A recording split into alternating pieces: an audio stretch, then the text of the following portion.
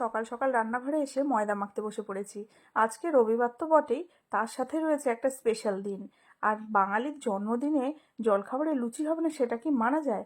যতই গরমকাল হোক, জলখাবারের পাতে তো লুচিই দিতে হবে। হ্যাঁ, আজকে আমার পরিবারের একজন সদস্যের জন্মদিন। তবে কার জন্মদিন সেটা তো অবশ্যই তোমাদের সাথে শেয়ার করব।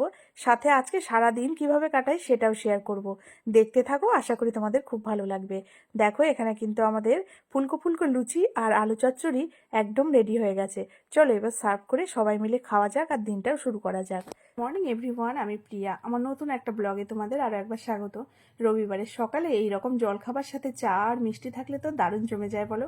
আমরা যখন রবিবারে সবাই বাড়িতে থাকি আর এইভাবে এই সাধারণ খাবারকে অসাধারণ স্বাদ নিয়ে সবাই মিলে খাই, সেটার তো আনন্দ রয়েছে। সাথে সাথে রয়েছে আজকে রাজের জন্মদিন হিসেবে একটু স্পেশাল ফিল। তো চলো, খাওয়া দাওয়া মোটামুটি হয়ে গেছে।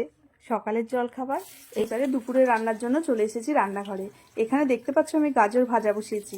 ফ্রাইড রাইসের সমস্ত রকম অ্যারেঞ্জ করে নিয়েছি।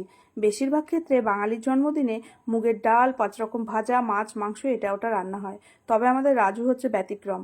তিনি মুসুর ডাল ছাড়া কোনো ডাল খান না, আর আলু ছাড়া কোনো সেভাবে সবজি খান না। এই জন্য ওর পছন্দের ফ্রাইড রাইস বানাচ্ছি। আসলে জন্মদিনটাতে যার জন্মদিন তাকে খুশি করাটাই হচ্ছে আমাদের মেন উদ্দেশ্য, তাই না?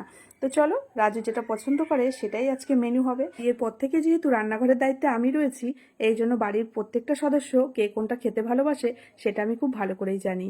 আর তাদের স্পেশাল দিনগুলোতে চেষ্টা করি তাদেরকেই খুশি করে দেওয়ার। তবে আমি রান্নাবান্না সব করে দিলেও মা হিসেবে আমার শাশুড়ি মাই কিন্তু প্রথম পায়েসটা তাদের মুখে তুলে দেয়। তো সেটা এবারে খুব মিস করছি, কেননা এই বছরই প্রথম শাশুড়ি মা নেই। তো যাই হোক, চলো, কি আর করা যাবে, সময়ের সাথে সাথে তো সব কিছু বদলে যায়, এটা তো আমি সবসময় মানি। আর মা বাবা প্রত্যেকের সারা জীবন থাকে না। দেখ, মোটামুটি সব রান্নাই হয়ে গেছে।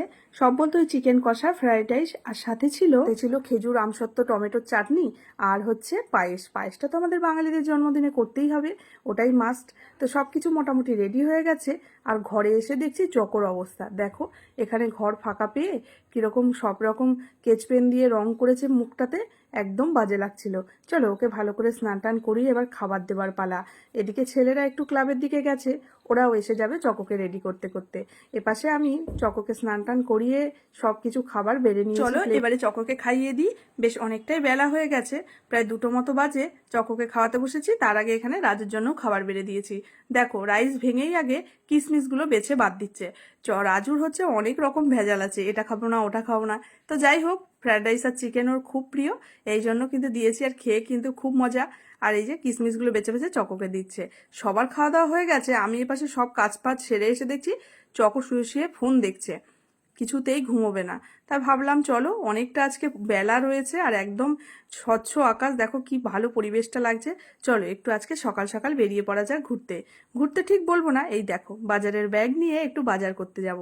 আজকে যেহেতু রবিবার, সপ্তাহের বাজার তো করতেই হবে। আর একটু সকাল সকালেই বেরিয়ে পড়লাম। চলো, তোমরাও আমার সাথে চলো, কি কি বাজার করি অবশ্যই তোমাদের সাথে শেয়ার করব। প্রতি রবিবারেই আমরা বেরোই, তবে সবজিটা প্রতি রবিবারে আমি কিনতে বেরোই না, আজকে এসেছি। আমার কিন্তু সবজি বাজার করতে খুব ভালোই লাগে। দেখো, দেখতে কি ভালো লাগছে, সব রকম সবজি যখন একসাথে দেয়া রয়েছে একটা দোকানে, খুব ভালো লাগছে। চকর পাপা এখানে সব কিছু বেছে বেছে নিচ্ছিল, আর আমি একটু ক্যামেরা বন্দি করলাম তোমাদের সাথে শেয়ার করব বলে। একদম ফ্রেশ ফ্রেশ সবজি নিতে চলে এসেছিলাম বাগনান বাজারে। চলো, এইবারে এসে গেছি একটু বাগনান কালী মন্দিরের কাছে।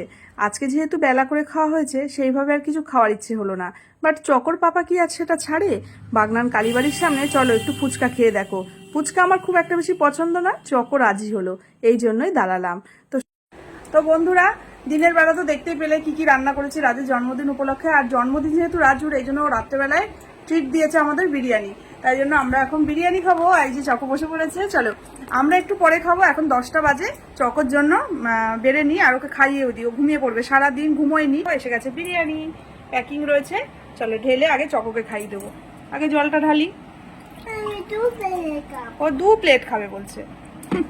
আচ্ছা, তুমি খাও, 1 প্লেট তো আগে খাও, তারপরে তো 2 প্লেট খাবে।